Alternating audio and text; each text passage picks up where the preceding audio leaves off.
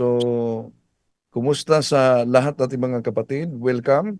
Sa pagkakataong ito, ating sasagutin itong paulit-ulit na argumento ng pastor ng Seventh-day Adventist gamit itong aklat katoliko na The Apostles' Creed. Ito ang palaging ginagamit niya, the Apostles' Creed, dahil batay sa mabasa daw sa aklat katoliko na Apostles' Creed, ito ang pahayag ni SDE Pastor Chris Vacalaris. Inyong libro, The Apostles' Creed, kinsa ang imprimatur igsoon si Archbishop Most Reverend Socrates Bibiligas. Na dire, in the Bible, we cannot find the exact word Catholic as referring to the church. Di mabasa ang Catholic. Di daw mabasa ang Catholic batay sa aklat na ito. Kaya tuwang-tuwa siya na at palagi niyang ginagamit itong aklat na ito dahil may sinabing ang Catholic ay di mabasa sa Bible. Pero alam niyo ba mga kapatid na ang binasa niya yung pahina 146 na ginagamit ni Bacalares. Dahil mabasa kasi, in the Bible, we cannot find exact word Catholic as referring to the church. So, therefore, sa konklusyon niya, di totoo ang simbahang Katoliko dahil di babasa sa Biblia ang exact word Catholic. Pero alam nyo, bago natin sasagutin yan, alam nyo, may iniwasan siya. Dahil ba sa paggamit niya sa aklat na ito, ibig sabihin mo ba ang Katoliko ay hindi na tunay na iglesia? Ang iniwasan niya itong pahinang ito sa Apostles' Creed sa page 142. Jesus founded His church on Pentecost Day, 33 Anno Domini, and appointed Peter as the first pope. Pope Francis is the 266 pope. Yon ang mabasa diyan mga kapatid na iniwasan niya. Kaya kung balikan natin ang argumento ni Pastor Bacalaris, Inyong libro, The Apostles' Creed, kinsa ang imprimatur igsoon si Archbishop Most Reverend Socrates Bibiligas. Na dire, in the Bible, we cannot find the exact word Catholic as referring to the church. Di mabasa ang Catholic. so kung ginamit niya ito na batayan para tutulan na ang Catholic Church ay hindi totoo dahil may nabasa siyang di umano makita ang salitang Catholic sa Bible, ibig po ba sabihin na di na pwedeng patunayan ang Catholic Church bilang tunay na iglesia dahil sa nabasa niya? Mali. Yon ang maling akala ni Pastor Bacalaris. Bakit? Sige, pagbigyan natin siya dahil mabasa na batay sa referensya na ginagamit niya, na tuwang-tuwa siya. In the Bible, we cannot find exact word Catholic as referring to the church. Kaya kung dahil sa kotisyon na yan, di na pwedeng patunayan na ang Catholic Church ay tunay na iglesia, ang tanong, saan galing itong nakasulat sa pampleto nila na The Voice of Prophecy Friendship Course? Ito, ang laki ng pamagat, Katoliko ang iglesia. Hindi pala Sabadista. Ang nakasulat, Katoliko ang iglesia. Oo, Katoliko ang tunay na iglesia. Kaya, batay sa paggamit niya, na iniwasan niya na ang iglesyang tunay ay itinatag ng ating Panginoon Jesucristo, kumuha lang siya ng kapirasong quotation para tutulan na ang simbahang Katoliko ay tunay na iglesia dahil ayon daw sa naturang aklat, the Apostles' Creed, di makita ang salitang Katoliko. Ibalik natin sa kanya. Dapat, kung mangaral, mabasa letra por letra sa Biblia. Dahil mabasa letra por letra sa Biblia, at tuwang-tuwa siya dahil may batayan siya na ang salitang Catholic di makikita sa loob ng Biblia batay sa Aklat Katoliko, saan kinuha nila itong nasa pampleto nila, Katoliko ang iglesia? At di lang yan. Kung sasabihin niya na di pwedeng patunayan ang Katoliko na tunay na iglesia dahil nasa Aklat Katoliko, di mababasa sa Biblia ang salitang Katoliko. Aba, bakit yung kasama niya na pastor, si Pastor Cesar Dizon, pinatunayan din ni Cesar Dizon na SDA pastor na sila daw umanong mga SDA, Katoliko din. Katoliko din kami. Ibig sabihin universal. Katoliko din kami. Ibig sabihin universal. Katoliko din kami. O, Katoliko din sila umano. Ibig sabihin universal. Kung ang argumento ni Pastor Bacalares, di pwede gamitin ang salitang Katoliko dahil sa ginagamit niyang aklat na ito na ano daw, binasa pa niya ang imprimatur? Inyong libro, The Apostles' Creed, kinsa ang imprimatur igsoon si Archbishop Most Reverend Socrates Bibiligas. Na dire, in the Bible, we cannot find the exact word Catholic as referring to the church. Di mabasa ang Catholic. Tuwang-tuwa talaga siya dahil meron umanong di mabasa ang salitang Catholic. Pero ang tanong, sinabi ba sa naturang aklat na in the Bible, in all versions of the Bible, we cannot find the word Catholic? Hindi naman. Bakit? Dahil kung gusto nila letra por letra, alam nyo naman, ito sa protestante ito na salin mga kapatid, ginamit talaga natin na referensya para lang sa mga gustong letra por letra. Pero alam naman natin na ang aral ng simbahang Katoliko hindi batay sa letra por letra. Pero dahil uhaw talaga ang sola scriptura, even the word sola scriptura, the official teaching of Protestants Reformation, di yan mabasa, pagbigyan natin. Anong mabasa sa John chapter 10 verse 16 sa paraphrase on the New Testament? Okay.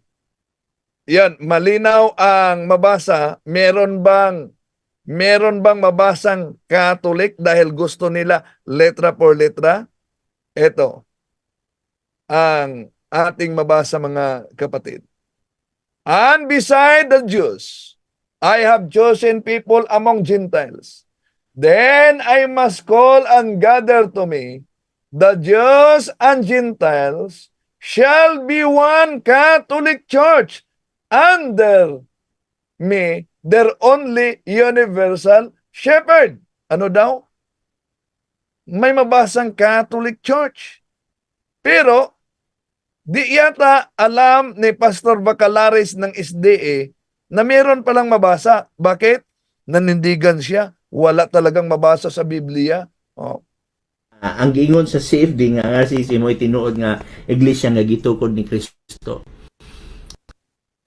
Sa pag-igsoon wa pag tayo mabasa na sa Biblia. Kasi sa mga di nakaunawa ng Cebuano, sabi niya, ang sinabi ng RCC, ibig sabihin Roman Catholic Church, na ang Katoliko ay tunay na iglesyang tatag ng ating Panginoon Jesucristo, sa ngayon, wala pa rin tayong mabasa sa Biblia.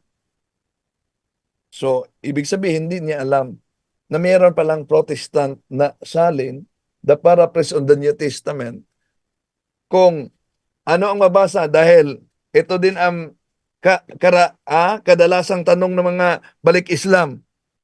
Kung ang Katolik ay tunay na iglesyang tatag ng ating Panginoon Jesucristo, may mabasa ba kayo sa Biblia na ang Katolik ay Christian Church? Ito ang mabasa natin sa salin na ito, dahil gusto sila letra por letra, ayon sa Romans chapter 11 verse 12. If the Gentiles have been so great gainers by occasion of the sin and fall of the Jews, how much more when they shall become Christians will they add to the glory and greatness of the Catholic Christian Church. Ano daw?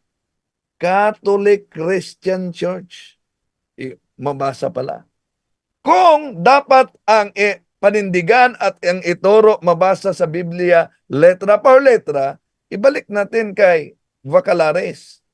Itong na-publish din niyo sa inyong pampleto, Friendship Course, The Voice of Prophecy, ang timaan sa matuod nga iglesia, ang palatandaan sa tunay na iglesia. Di po ba? Inisa-isa dito that the true church must be one, holy, Catholic, apostolic. Kaya nang ginamit natin ito, abay, kahit kasama niyang pastor, si Pastor Dison, sabi niya, Katoliko din kami. Ibig sabihin universal. Katoliko din kami. Ibig sabihin universal. so mga Seventh-day Adventist, Katoliko na pala kayo. Kaya dapat yung SIC registration ninyo, lagyan nyo na lang ng Seventh-day Adventist Catholic Church. Pero hindi lang yan, mga kapatid. Hindi lang yan. Sabi pa ni Mr. Bacalares, dahil tinutulan niya na ang Katoliko'y tunay na iglesyang tatag ng ating Panginoon Jesucristo, at kadalasan kasi ng katanungan, lalo na sa public debate, kung hindi si Kristo ang, sandali muna, pakita ko muna, itong kanilang pamplito pala.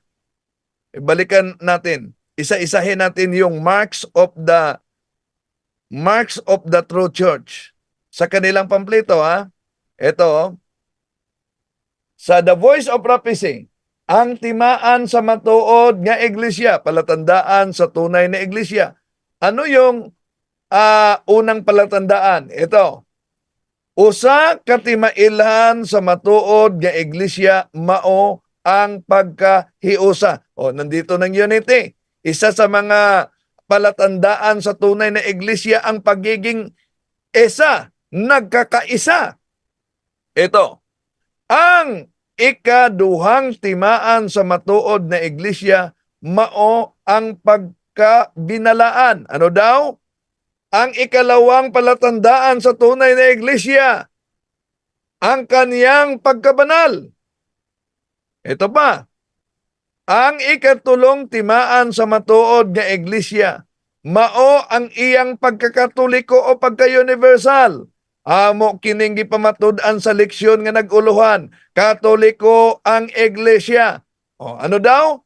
Ang ikatlong palatandaan sa tunay na iglesia ay ang kanyang pagiging katoliko o universal. Amin itong pinatunayan sa leksyon na ang pamagat ay Katoliko ang tunay na iglesia. So, ito ang nakasulat. Ang ikaupat nga timailhan sa matuod nga iglesia, mao ang pagka-apostoliko. Ano daw? Ang ikaapat na palatandaan ng tunay na iglesia ay ang kanyang pagiging apostoliko. O, di ba sinasakyan nila ang aral ng simbahang Katoliko? Ngunit, pag ang Katoliko ang magturo, anong palusot nila? Aboy, dapat mabasa yan sa Biblia, letra por letra. Pero, sila mismo sinasakyan nila ang aral ng simbahang Katoliko para makaguyo ng mga inosenteng miyembro. At hindi lang yan mga kapatid, dahil mahirap talagang tutulan ang tunay na iglesia ang tatag ng ating Panginoon Jesucristo. At kadalasan kahit sa public debate, ito ang paulit-ulit na tanong.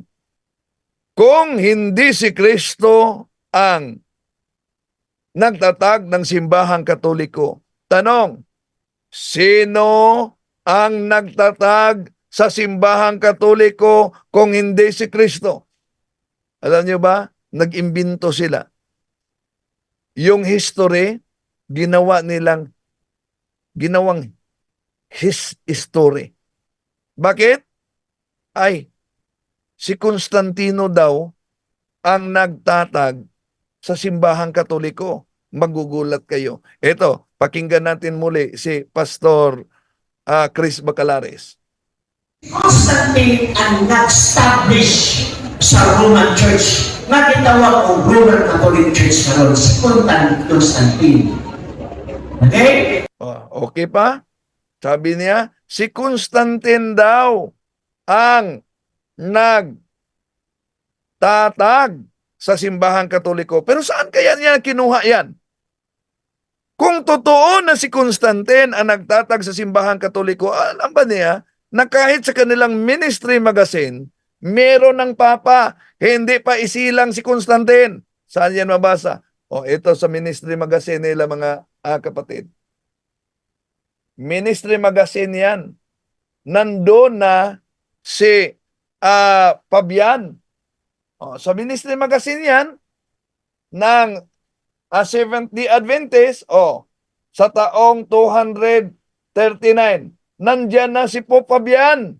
Hindi pa isilang si Constantino. Kaya isip-isip naman kayo mga Seventh-day Adventist. Kung itong pastor na ito ay nagsasabi ba ng katotohanan? Bakit?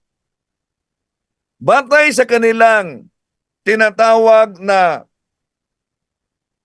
ministry magazine ng Seventh-day Adventist, sino ang nagtatag sa Ancient Catholic Church?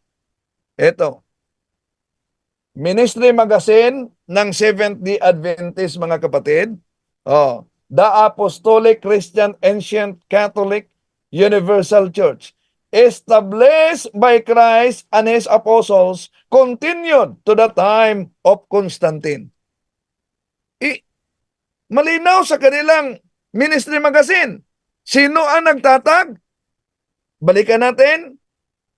Ito, ministry magazine. Pwede ninyong ma-research sa online. Ma-download ninyo ito. Apostolic Christian Church, Ancient Catholic Universal Church, established by Christ and His apostles, continued to the time of Constantine, about 321 Anno Domini. Sino ngayon ang nasupalpal? At kung sabihin naman mga kapatid, Ancient Catholic Church yan. Ancient Catholic Church ang sinabi sa aming ministry magazine. Hindi naman Roman Catholic Church. Baka yun naman ang lusot nila. Ancient Catholic Church, the Apostolic Christian Ancient Catholic Universal Church, established by Jesus Christ and His apostles, continued to the time of Constantine. Tanong, batay din sa kanilang tinatawag na ministry magazine. Ito bang Ancient Catholic Church? Ito ba ang Roman Catholic Church? Ito, sa ministry magazine, September 1928, page 23. Malinaw, Ancient Catholic Church, which later became the Roman Catholic Church. Nako, dito pa lang, supalpal na ang pastor ng Seventh-day Adventist. Sino ang nagtatag Sa Ancient Catholic Church, balikan natin ang kanilang ministry magazine. Itong mabasa natin, The Apostolic Christian Ancient Catholic Universal Church, established by Christ and His apostles, continued to the time of Constantine about 321 Anno Domini. Anno Domini yan. No? Hindi yun after death. Lalo na yung sinabi sa isang anti-Catholic. So, si Kristo pala ang nagtatag. At ito bang Ancient Catholic Church? Ito ba ang Roman Catholic Church? Ang kanila na namang magazine ang ating pasasagutin. Ministry Magazine, September 1928. Ito malinaw. Ancient Catholic Church, which later became the Roman Catholic Church. See? Napakalinaw mga kapatid na ang Ancient Catholic Church, ito ang tunay na iglesyang tatag ng ating Panginoong Hesus. Ngayon, kung tingnan natin ang kasaysayan, dahil isa sa mga argumento kasi nila, kundi si Constantino ang nagtatag sa simbahang Katoliko, bakit si Constantino ang nagpatawag ng General Council of the Church sa taong 313 Anno Domini? 325 Anno Domini. Bakit? Una, pag-aralan natin, batay sa aklat na ang pamagat ng aklat na ito ay General Council of the Church. Kaya research naman pag may time, by P.C. Thomas. Ito ang mabasa natin. Page 9. In the year 313, by the Edict of Milan, Christianity became the official religion of the Roman Empire. Constantine, who promulgated the edict, was not yet a Christian with this. Idol worship was abandoned by the Romans. See? Nang inilabas ni Constantino ang Edict of Milan, hindi pa siya nabinyagan. Si Constantino, alam nyo ba, nang sinabi ng mga anti-Catholic na founder daw umano sa Catholic Church, alam nyo ba, si Constantino ay hindi nabinyagan sa simbahang Katoliko. Nabinyagan siya sa grupo ng Arianismo. Arianism.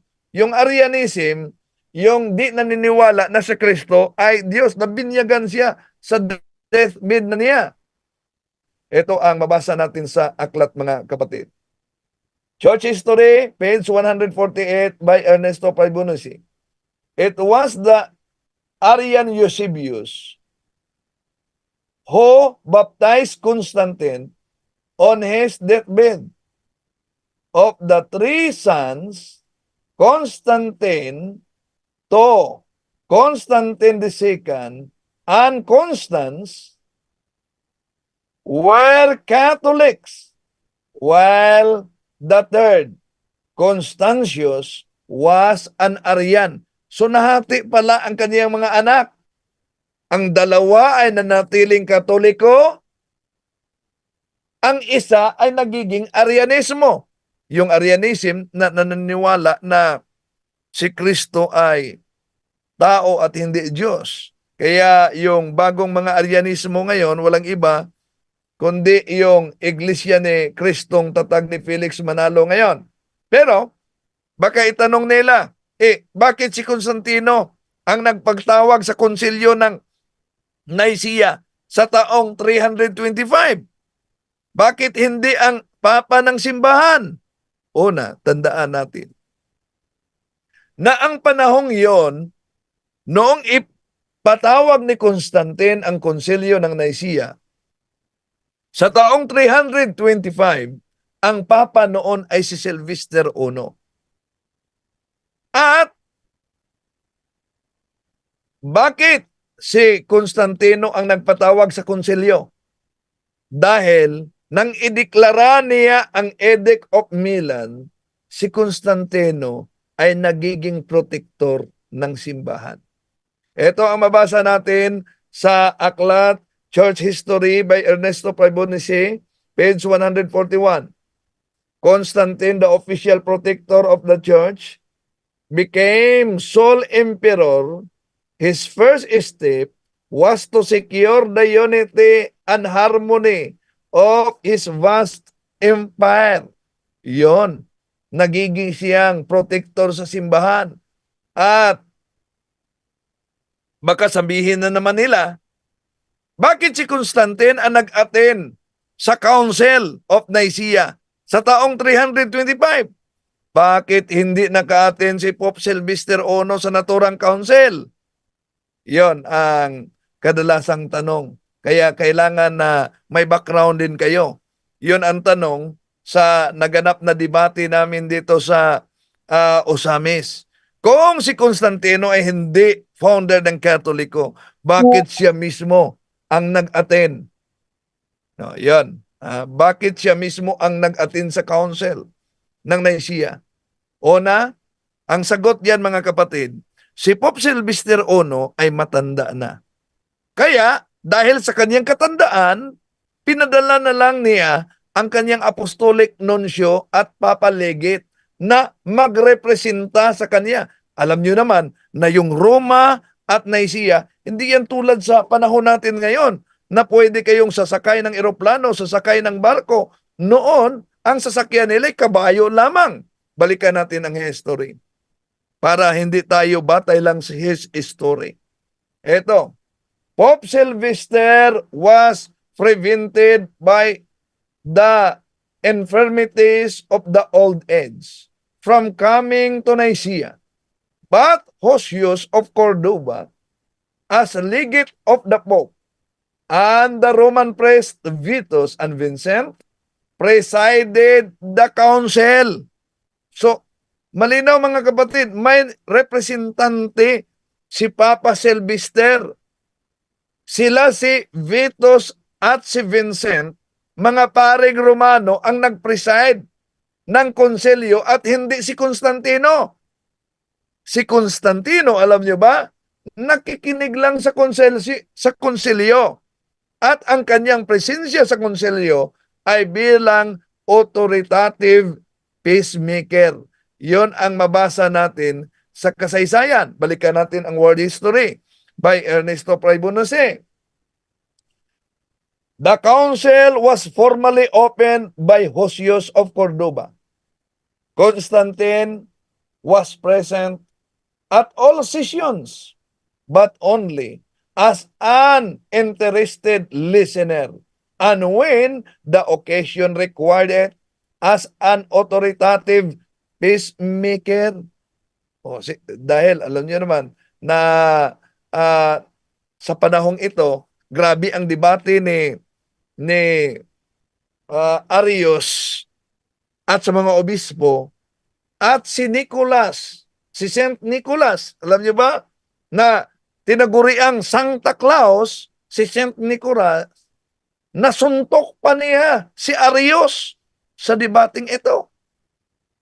So, yon ang kasaysayan mga kapatid. Kaya, batay sa story ni Pastor Chris Bacalares na si Constantino daw ang nagtayo sa simbahang Katoliko. Constantine ang nag-establish sa Roman Church nga gitawag og Roman Catholic Church karon. Wala siyang pinagbatayan na referensya, kundi malinaw na ang kanyang pahayag ay isa lamang diferensya. Kung gumamit sila ni Constantino, so therefore, dapat sila gagamit ng history. At alam naman natin na kung silipin natin ang history, Gloria Encyclopedia Volume 5, page 106. Anong mabasa natin? Anong mabasa natin sa kasaysayan? Malinaw ang sinabi sa kasaysayan na Catholic Church, Greek Catholicos Universal, term generally applied to the divine society founded by Jesus Christ and endowed by the pouring of the Holy Ghost on the day of Pentecost. hence often called Roman Catholics. At ang sabi naman ni Pastor Bacalares ito, bias yan na history. Dahil ang history na yan ay galing sa simbahang Katoliko. Una, kung hindi totoo yung history na yan, subukan kaya ni Pastor Bacalares ng Seventh-day Adventist na yung kanyang story, subukan niyang gawing history. At subukan niyang ipasok sa DepEd. Kung makapasok ba yan kahit sa library ng kindergarten, hindi talaga. Kaya ito lang ang ating pagsagot at paglilinaw dahil alam na naman natin na ang kasinungalingan, pag ito'y palaging inulit-ulit, ay magmukha talagang parang katotohanan, lalo na sa ating mga kapatid na kulang ang kaalaman. Kaya dapat ating pag-aralan ang ating pananampalataya, isabuhay natin ang ating pananampalataya. Ayon sa Canon 229, lay people have the duty and the right to acquire the knowledge of Christian teaching so that they may be able to live according to this teaching, to proclaim it, and if necessary, to defend it. Meron bang necessity na idipinsa natin ang ating pananampalataya? Napakalinaw yan sa Acts and Decrees of Second Plenary Council of the Philippines sa pahina 80, 81, ituloy, paragraph 222, we must to be willing and able to defend our teachings in public fora, and we need to equip the faithful so that they can defend their faith. Dito lang, maraming salamat sa inyong pagsubaybay.